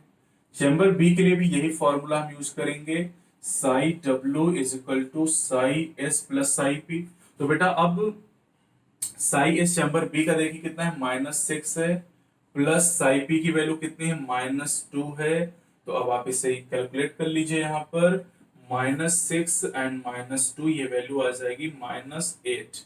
तो चैम्बर बी का जो वाटर पोटेंशियल बेटा है वो कितना आया, -8 आया। अब ध्यान दीजिए यहाँ पर, अब वाटर का फ्लो देखिए, वाटर का जो फ्लो होता है बेटा, हमेशा वाटर का फ्लो, मैंने आपको बताया पिछली सीरीज में भी, इसी सीरीज के पिछले पार्ट्स में मैंने आपको बताया वाटर का फ्लो हमेशा हाई वाटर पोटेंशियल से किधर होता है, लो वाटर पोटेंशियल की तरफ। तो बस आपको देखिए कि ए और बी चैम्बर में किसका वाटर पोटेंशियल ज्यादा है, ज्यादा से कम की तरफ हो जाएगा। तो आप चेक कर लीजिए ए और बी चैम्बर में किसका वाटर पोटेंशियल ज्यादा, आप बताइए जल्दी से। ए और बी चैम्बर में अगर ए चैम्बर का वाटर पोटेंशियल आप देखेंगे, चैम्बर ए का वाटर पोटेंशियल कितना है, -2 आया, और चैम्बर बी का कितना आया बेटा, चैम्बर बी का वाटर पोटेंशियल आया है -8। तो कौन सी वैल्यू ज्यादा है, -2 बेटा ज्यादा है, और -8 यहाँ पर कम है, क्योंकि अगर माइनस साइन के साथ हम वैल्यू लेते हैं तो -2 ज्यादा होगी -8 के कंपैरिजन में। तो ये ज्यादा है वाटर पोटेंशियल और ये कम है, तो मूवमेंट किधर से किधर होगा बेटा, ए से बी की तरफ मूवमेंट होगा, हाई वाटर पोटेंशियल से लो वाटर पोटेंशियल की तरफ मूवमेंट होगा। तो इस तरह के क्वेश्चन हम वाटर पोटेंशियल के द्वारा बेटा सॉल्व करेंगे। जब भी आपको देखिए क्वेश्चन या तो ऐसा होगा जहां पर सीधे वाटर पोटेंशियल आपको दिया जाएगा, दो चैम्बर होंगे, उनका वाटर पोटेंशियल डायरेक्टली आपको बता दिया जाएगा, तो फिर आप सीधे हाई से लो की तरफ मूवमेंट कर दीजिए। दूसरा क्वेश्चन इस तरह का होगा जहां पर आपको सॉल्यूट पोटेंशियल और प्रेशर पोटेंशियल की वैल्यूज दी जाएंगी, उनसे आप वाटर पोटेंशियल कैलकुलेट करोगे, और वाटर पोटेंशियल को कैलकुलेट करने के बाद हाई वाटर पोटेंशियल से लो की तरफ मूवमेंट कर दोगे, बस आंसर आ जाएगा। तो चलिए यहाँ पर बेटा देखिए आपको दिया गया क्वेश्चन, यहाँ पर जेनेटिक्स का क्वेश्चन है जिसको करने का तरीका मैं आपको बताऊंगा। Percentage of recombination between A and B is 9%, A and C 17% and B and C is 26%. The arrangement of gene would be, तो बेटा जीन का जो अरेंजमेंट है वो रिकॉम्बिनेशन के परसेंटेज से हम कैसे निकालेंगे, इस बात को समझने के लिए मैं आपको तरीका सिखाता हूँ। यहाँ पर आपको बेटा 3 जीन दिए गए, ए, बी और सी। अब इन तीनों जीन के बीच में आपको रिकॉम्बिनेशन की परसेंटेज दी गई और आपको जीन का अरेंजमेंट बताना है, क्योंकि बेटा आप जानते हैं कि जीन क्रोमोसोम के ऊपर एक लीनियर पैटर्न में पाए जाते हैं। तो चलिए देखते हैं यहाँ पर। अब क्वेश्चन करने का तरीका क्या है बेटा, इसको समझिए। जो बेटा सबसे बड़ी डिस्टेंस दी है उसको सबसे पहले आप कंसीडर करेंगे। तो बी और सी के बीच में 26 आपको दिया गया है, तो इसको आप एक क्रोमोसोम पे बना लीजिए इस तरीके जैसे मैं बनाने जा रहा हूँ। ठीक है, आप यहाँ पर एक क्रोमोसोम ऐसे बनाइए लीनियर, और इस क्रोमोसोम पे आप दिखाइए, यहाँ पर मान लेते हैं कि ये बी मैंने बना दिया और यहाँ पर मैंने सी बना दिया, और बी और सी के बीच की डिस्टेंस आपको कितनी दी गई है, 26 आपको दी गई है। तो ये मैंने 26 यहाँ पर लिख दिया। अब सबसे बड़ी जो डिस्टेंस है, इसके बाद इससे छोटी वाली डिस्टेंस पे चलिए। इससे छोटी कौन सी डिस्टेंस है, ए एंड सी 17% आपको दिया गया, तो अब इस डिस्टेंस को कंसिडर करते हैं। ए एंड सी बेटा 17%, तो बेटा सी तो यहीं पे है, पहले से हमने इसको मान रखा है।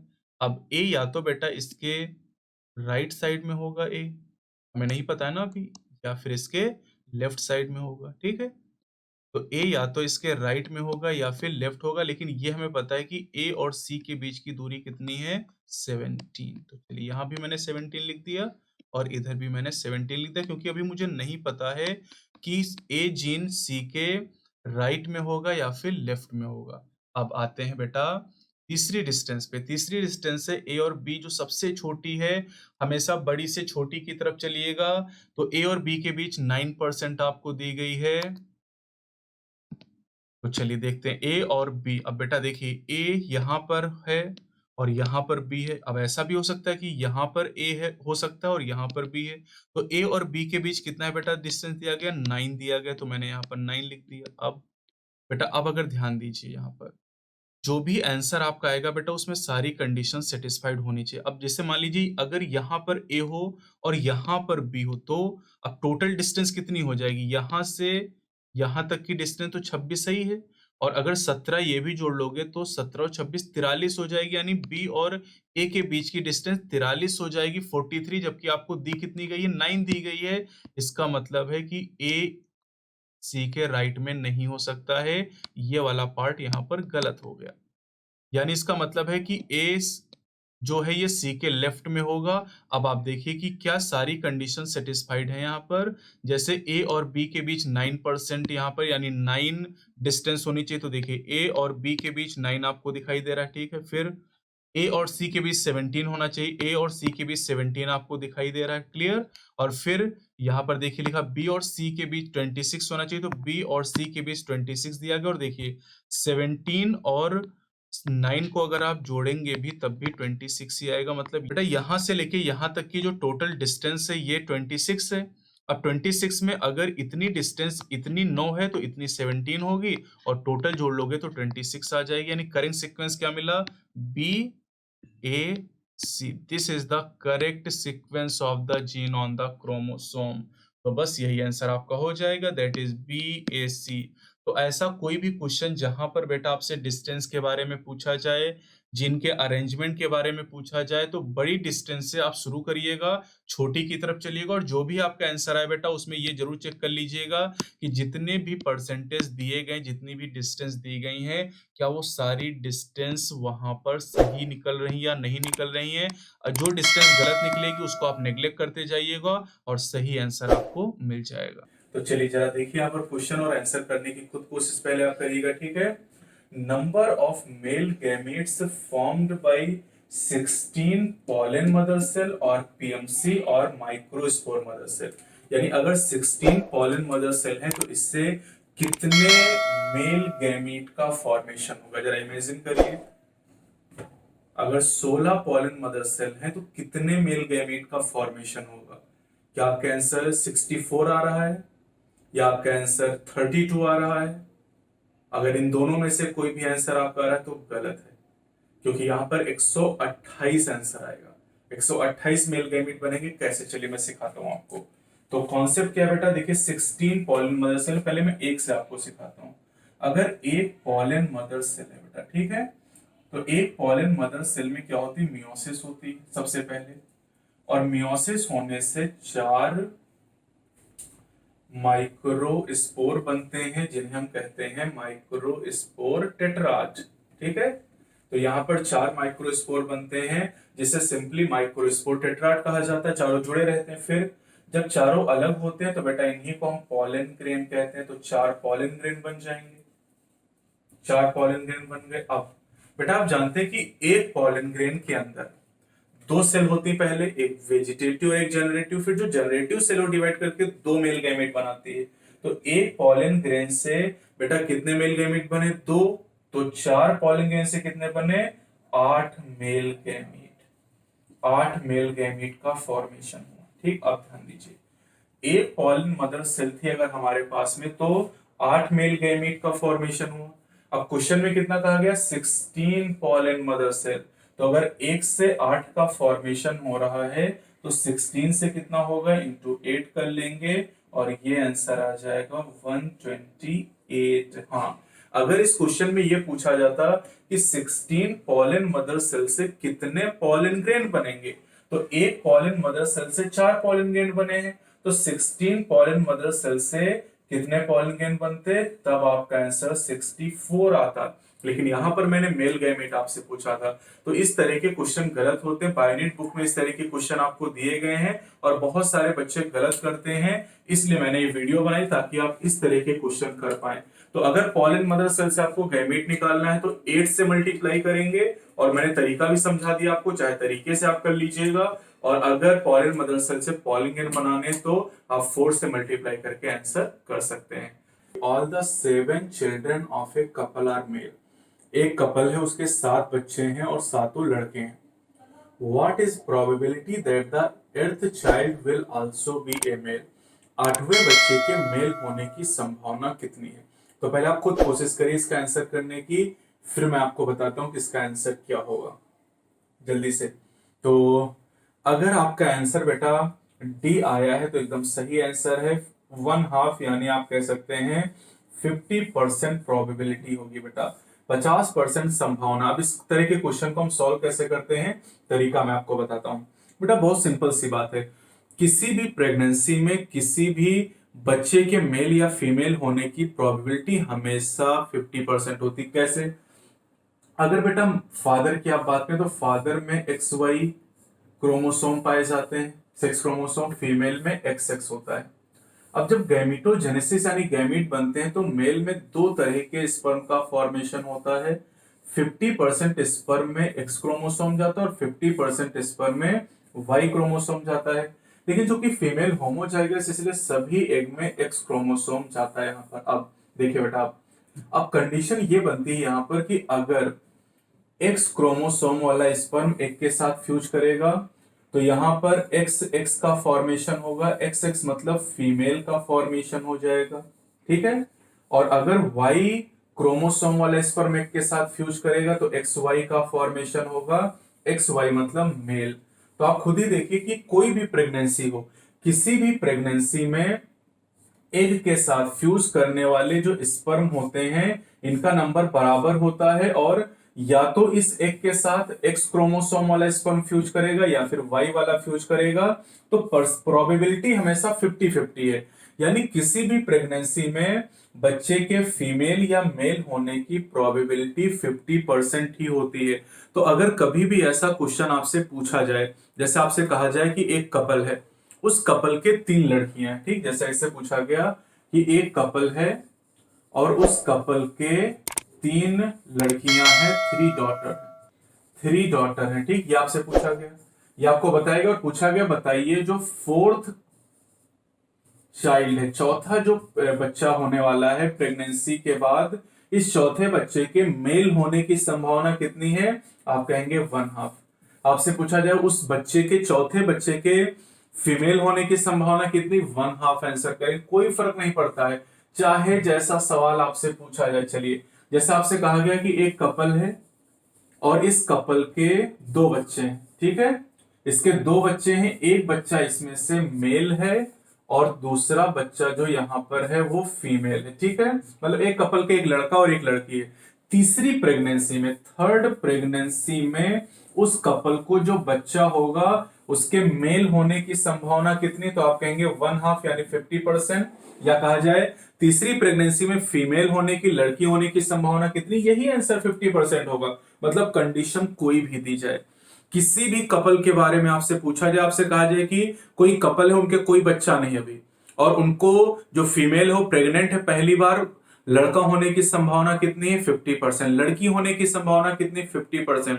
तो कभी भी अगर आपसे प्रोबेबिलिटी पूछी जाती है किसी भी प्रेगनेंसी में, चाहे पहली प्रेगनेंसी हो, दूसरी हो, तीसरी हो, चौथी, कोई भी प्रेगनेंसी हो, हमेशा आंसर आप क्या करोगे?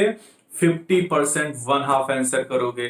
तो मुझे लगता है इस तरह के सवाल अब देख के आप चुटकियों में सॉल्व कर लेंगे, कोई दिक्कत आपको नहीं होगी। इस न्यूमेरिकल में आपको क्या कहा गया? एक कलर ब्लाइंड मैन, ठीक है, कलर ब्लाइंड मैन के बारे में आपको बताया गया बेटा, कलर ब्लाइंडनेस एक सेक्स लिंक्ड रिसेसिव डिसऑर्डर है, ठीक, तो इसकी पेडिग्री बनाने का तरीका अलग होता है। एक colour blind man marries a normal woman, और नॉर्मल वुमन के लिखा without any history of colour blindness in her family. बेटा ये प्रीवियस ईयर का एक क्वेश्चन है जो आपके नीट में पूछा गया था। What proportion of their son will be colour blind, तो इनके लड़कों में कलर ब्लाइंडनेस होने की प्रोबेबिलिटी कितनी है? तो अब देखिए बेटा, मैंने पहले भी वीडियोस अपलोड की जिसमें मैंने आपको बताया कि ऑटोसोमल रिसेसिव डिसऑर्डर के क्वेश्चन कैसे सॉल्व करें, सेक्स लिंक्ड रिसेसिव डिसऑर्डर के क्वेश्चन कैसे आप सॉल्व करें। तो बेटा ये सेक्स लिंक्ड रिसेसिव डिसऑर्डर के क्वेश्चन को सॉल्व करने के लिए हम क्या करते हैं? देखिए यहाँ पर लिखा है colour blind man and normal women, तो हम ऐसे लिख लेते हैं, कलर ब्लाइंड मैन अगर है बेटा तो उसको हम ऐसे लिखेंगे XHY, ये होता है कलर ब्लाइंड मैन।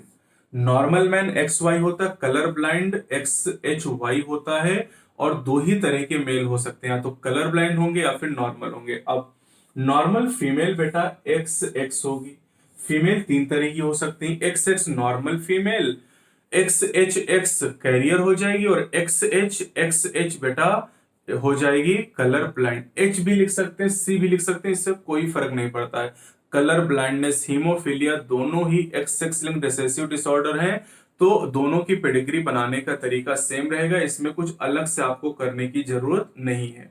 अब बेटा देखिए, इनके लड़कों में हमें पता लगाना है कि कितने लड़कों में बीमारी होगी, तो इसके लिए हम क्या करेंगे? सबसे पहले गैमीट बना लेंगे। अब देखिए बेटा, जो मेल है ये हेट्रोजाइगस है, तो यहाँ पर 2 तरह के गैमीट बनेंगे। 50% स्पर्म ऐसे होंगे जहां पर XH जाएगा, और 50% ऐसे स्पर्म होंगे जहां पर वाई क्रोमोसोम जाएगा, क्योंकि जो होमोलॉगस बेटा पेयर होते हैं उसमें सेग्रीगेशन होता है, और एक गैमीट में एक ही एलील जाता है, हमेशा एक गैमीट में एक ही एलील रहेगा। अब फीमेल चूंकि होमोजाइगस है बेटा, इसलिए सभी एग एक ही तरह के बनेंगे, सभी एग में एक्स क्रोमोसोम प्रेजेंट होगा। अब आप अगर देखिए कि ये स्पर्म, ठीक है, ये स्पर्म अगर एक से फ्यूज करेगा तो फॉर्मेशन होगा XHX का, XHS यानी कैरियर फीमेल, और अगर Y क्रोमोसोम वाला स्पर्म एक से फ्यूज करेगा तो बेटा XY बनेगा, और XY क्या हो गया? नॉर्मल मेल हो गया। तो आप देखिए कि मेल में कोई भी बीमारी नहीं है, जबकि फीमेल यहाँ पर कैरियर हो सकती है, डिजीज यहाँ पर किसी को नहीं है। तो बेटा क्वेश्चन में आपसे क्या पूछा गया था कि कितने परसेंट लड़कों को बीमारी होगी, ठीक है, कितने परसेंट लड़के कलर ब्लाइंड होंगे, तो आंसर क्या होगा 0%। इस तरीके से आप आंसर करेंगे। यहाँ पर कॉन्सेप्ट आपको पता होना बहुत ज्यादा जरूरी है। अच्छा, इस क्वेश्चन में अगर पूछा जाता कि कितनी परसेंट लड़कियों को डॉटर को बीमारी होगी, तब भी 0% आपका आंसर होता। हाँ, क्वेश्चन में ये पूछा था कि कितनी परसेंट लड़कियां ऐसी होंगी जो कैरियर होंगी, तब कैरियर के लिए बेटा लड़कियां 100%, देखिए सभी लड़कियां कोई भी लड़की इस कपल की होगी वो 100% कैरियर होगी, और कोई भी लड़का यहाँ पर डिजीज यानी कलर ब्लाइंड नहीं होगा। तो बेटा क्वेश्चन हमने कलर ब्लाइंडनेस के लिए किया है, लेकिन अगर ये क्वेश्चन हीमोफीलिया के लिए आता है तब भी इसी तरीके का आप यूज करेंगे। इस तरह के क्वेश्चन डेली बेसिस पर हम सॉल्व करते रहेंगे, और भी कई सारे क्वेश्चन हम करेंगे, और अल्टीमेटली जितने क्वेश्चन हैं आपके एनसीईआरटी में जो न्यूमेरिकल बेसिस पे होते हैं सब आपको मैं करा दूंगा, चाहे वो हार्डी विनबर के क्वेश्चन हो, माइटोसिस के क्वेश्चन हो, मियोसिस के क्वेश्चन हो, जेनेटिक्स के क्वेश्चन हो, प्लांट फिजियो के क्वेश्चन हो, ब्लड ग्रुप के क्वेश्चन हो, पीलियोट्रॉपी के क्वेश्चन हो, सारे क्वेश्चन आपको मैं करवा दूंगा। हमने एक पूरी प्लेलिस्ट बना दी है न्यूमेरिकल सीरीज के नाम से, वहां पर जाके आप जो न्यूमेरिकल आपने अभी तक सॉल्व नहीं किए, देखे नहीं, उन न्यूमेरिकल को भी जरूर देखिए, आपका बहुत फायदा होगा और बहुत सारे कॉन्सेप्ट आपके बच्चों क्लियर हो जाएंगे। तो बच्चों अगर आप इस चैनल पे नए हैं तो चैनल को तुरंत सब्सक्राइब कर लो, बेल आइकन प्रेस कर लो, ताकि जब भी ऐसी अच्छी अच्छी वीडियो अपलोड हो तुरंत आपको नोटिफिकेशन मिल जाए। और साथ ही वीडियो को लाइक करना बिल्कुल मत भूलना अपने। तो क्वेश्चन यहाँ पर आपको दिया गया कि in a population of 1000 individual 360 belong to genotype capital A capital A, 482 capital A small a, and the remaining 162 small a small a. Based on this data, the frequency of allele capital A in the population H. तो बेटा यहाँ पर आपको capital A allele की frequency निकालनी है। तो अब सबसे पहले यहाँ पर आपको क्या करना है, अगर कैपिटल ए की फ्रीक्वेंसी आपको निकालनी, तो सबसे पहले आप देखिए कि कैपिटल ए जीनोटाइप के जो इंडिविजुअल हैं वो 360 इंडिविजुअल आपको दिए गए हैं। अब बेटा हमें ये चीज जाननी पड़ेगी कि जो कैपिटल ए यानी होमोजाइगस डोमिनेंट जो इंडिविजुअल होते हैं, इनकी जो फ्रीक्वेंसी होती है ये इसे पी स्क्वायर कहा जाता है। स्मॉल ए इंडिविजुअल यानी होमोजाइगस रिसेसिव की जो फ्रीक्वेंसी होती है इसे क्यू स्क्वायर कहा जाता है, और जो कैपिटल ए स्मॉल यानी हेट्रोजाइगस इंडिविजुअल की फ्रीक्वेंसी ये 2pq होती है। तो अब अगर होमोजाइगस डोमिनेंट है बेटा तो इसकी फ्रीक्वेंसी पी स्क्वायर, और आपसे पूछा गया है ए की फ्रीक्वेंसी। तो अगर आप यहां से ए इंटू ए पी स्क्वायर है, तो अगर ए की वैल्यू निकालेंगे बेटा तो ये पी आ जाएगी। तो आपको यहाँ पर पी की वैल्यू कैलकुलेट करनी है। अब कैपिटल ए इंडिविजुअल आपको कितने दिए गए, 360 दिए गए, ये इंडिविजुअल आपको 360 दिए गए। तो अब अगर बेटा आपको इनकी फ्रीक्वेंसी निकालनी है पी स्क्वायर, ठीक, इनकी फ्रीक्वेंसी पी स्क्वायर है, तो इनकी फ्रीक्वेंसी निकालने के लिए आपको टोटल नंबर से डिवाइड करना है। 1000 टोटल इंडिविजुअल आप डिवाइड कर लीजिए, तो आपको वैल्यू मिल जाएगी कितनी बेटा, 0.36 आपको पी स्क्वायर मिल जाएगा। ठीक है, कैपिटल ए ये होमोजाइगस डोमिनेंट की बेटा इतने इंडिविजुअल थे। अगर इसकी फ्रीक्वेंसी आपको निकालनी पी स्क्वायर, तो जो नंबर आपको दिया गया कैपिटल ए का, इसको टोटल नंबर से डिवाइड कर दीजिए, आपको पी स्क्वायर मिल गया।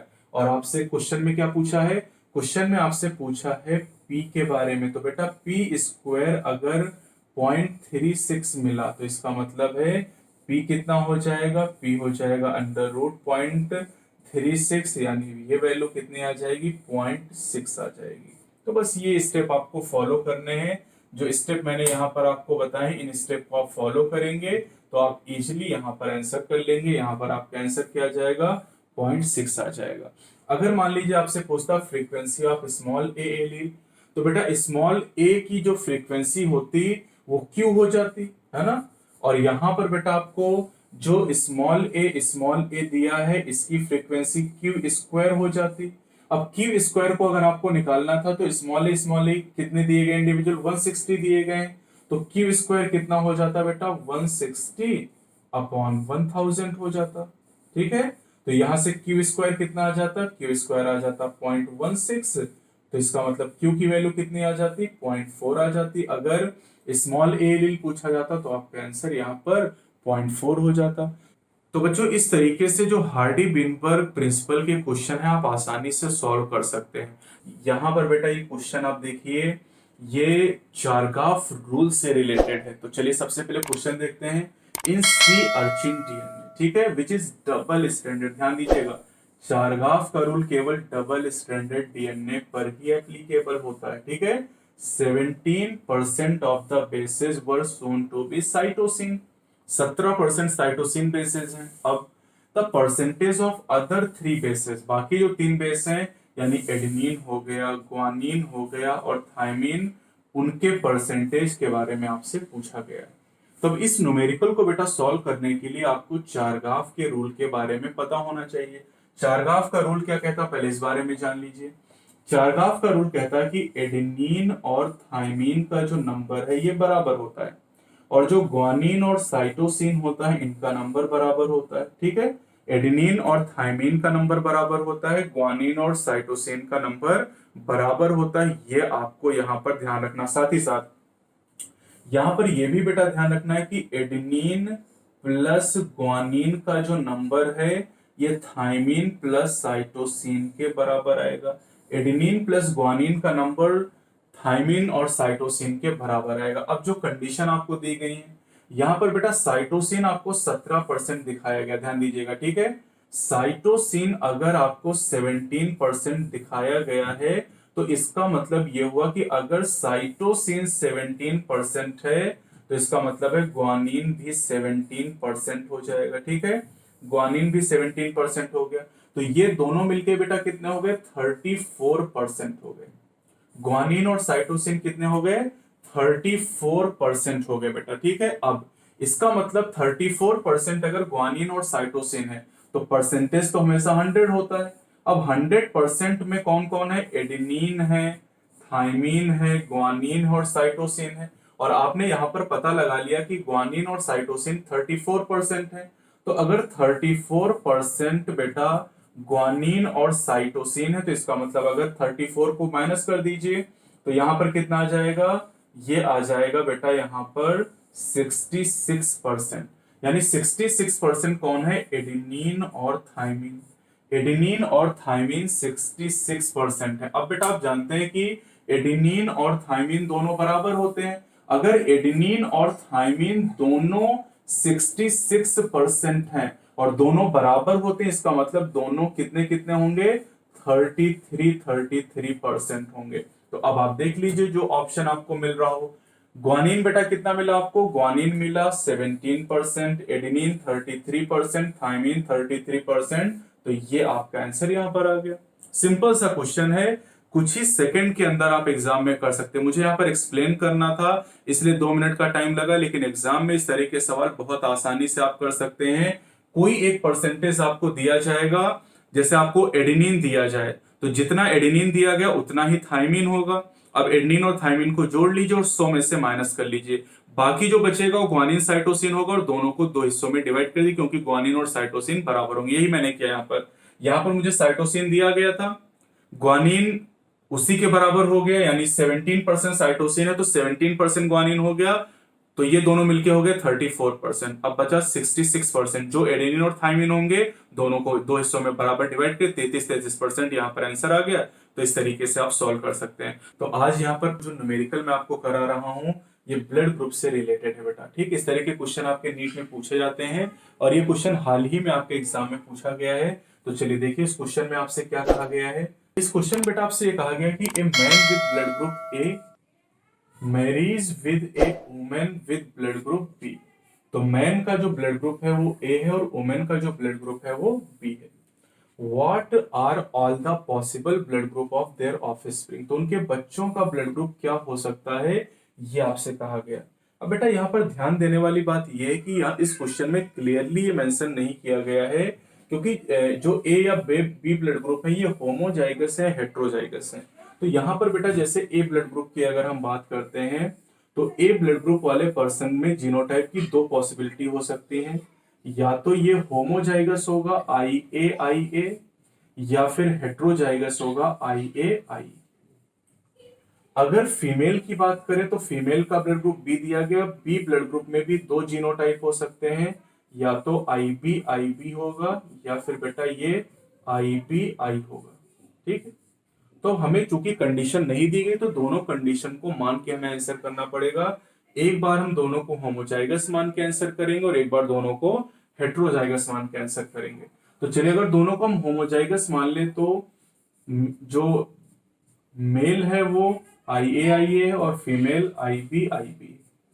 ये कंडीशन हमने मान ली। अब आई ए होमोजाइगस कंडीशन, तो एक ही तरह के गैमीट बनेंगे, सभी गैमीट में आई ए जाएगा, और फीमेल भी होमोजाइगस है तो एक ही तरह के गैमीट बनेंगे, सभी में आई बी जाएगा, और इन दोनों गैमीट का फ्यूजन होगा तो बच्चे का ब्लड ग्रुप जीनोटाइप आएगा आई बी, और इसका ब्लड ग्रुप बन जाएगा ए बी। यानी अगर ए और बी ब्लड ग्रुप वाले पर्सन होमोजाइगस हों तो बच्चे का ब्लड ग्रुप केवल और केवल ए बी हो सकता है। लेकिन क्वेश्चन में हमें होमोजाइगस नहीं दिया गया है। अगर केवल होमोजाइगस हमें दिया जाता तो बच्चे का ब्लड ग्रुप यहाँ पर एक ऑप्शन होता है ए बी ओनली। ठीक है, लेकिन अब चूंकि हमें ये नहीं दिया गया तो हमें हेट्रोजाइगस मान के भी आंसर करना पड़ेगा। तो हेट्रोजाइगस बेटा मानेंगे तो आई ए एंड स्मॉल आई और आई बी स्मॉल आई, है ना, ये मेल हो गया और ये फीमेल। अब चूंकि हेट्रोजाइगस बेटा तो यहाँ पर दो तरह के गैमीट बनेंगे, एक आई ए 50% गैमीट में आई ए जाएगा, 50% में स्मॉल आई जाएगा। फीमेल भी हेट्रोजाइगस तो यहाँ भी दो तरह के गैमीट बनेंगे, 50% में आई बी जाएगा और 50% गैमीट में आई जाएगा। अब यहाँ पर चूंकि दो दो गैमीट है तो चार प्रोजनी बनेंगी, तो यहाँ पर पनेट स्क्वायर बना लेते हैं। पनेट स्क्वायर बनाने के बाद इस गैमीट को इससे फ्यूज कराएंगे तो क्या बनेगा, आई ए आई बी का फॉर्मेशन होगा। इस गैमीट को इससे फ्यूज कराएंगे तो आई ए आई बनेगा। इस गैमेट को इससे फ्यूज कराओगे तो आई बी आई बनेगा, और अगर इस गैमेट को इससे फ्यूज कराओगे तो आई का फॉर्मेशन होगा। ये आपको मिल गया जीनोटाइप। अब इससे आपको फिनोटाइप निकालना आना चाहिए। आई बी है तो बेटा ब्लड ग्रुप हो जाएगा ए बी, आई है तो ब्लड ग्रुप ए हो जाएगा, आई है तो ब्लड ग्रुप बी होगा, और आई है तो ब्लड ग्रुप ओ हो जाएगा। तो आप देखिए चारों ब्लड ग्रुप बच्चों में पॉसिबल हो सकते हैं। अगर हेट्रोजाइगस कंडीशन में पेरेंट हैं ए और बी ब्लड ग्रुप के तो चारों ब्लड ग्रुप पॉसिबल हो सकते हैं, और होमोजाइगस है तो ए बी ब्लड ग्रुप है, तो आपका आंसर क्या हो जाएगा, ए आंसर आपका हो जाएगा। बच्चों का ब्लड ग्रुप कुछ भी हो सकता है, क्योंकि हमें ए और बी के बारे में ये नहीं बताया गया कि ये होमोजाइगस हैं या फिर हेट्रोजाइगस है। तो दोनों कंडीशन आप मान लीजिए, और दोनों कंडीशन को जब मिक्स करेंगे तो आपको चारों ब्लड ग्रुप यहां पर मिल जाएंगे। अगर होमोजाइगस इस क्वेश्चन में कहा जाता कि जो मेल और फीमेल ये होमोजाइगस कंडीशन में, तो केवल ए बी ब्लड ग्रुप आपको मिलता। केवल हेट्रोजाइगस कहा जाता तब भी यही आंसर होता, और कुछ नहीं कहा गया तब भी आप आंसर ऑल करेंगे। ए बी और ओ बच्चों का ब्लड ग्रुप चारों में से कुछ भी हो सकता है। 25% प्रोबेबिलिटी यहां पर होगी किसी भी ब्लड ग्रुप के होने की किसी भी बच्चे में। इस वीडियो को जरूर लाइक करिए अगर आपको पसंद आई हो, ना पसंद आई हो तो डिसलाइक भी जरूर करिएगा। चैनल को सब्सक्राइब करिए और ज्यादा से ज्यादा वीडियो को शेयर करिए। Best of luck.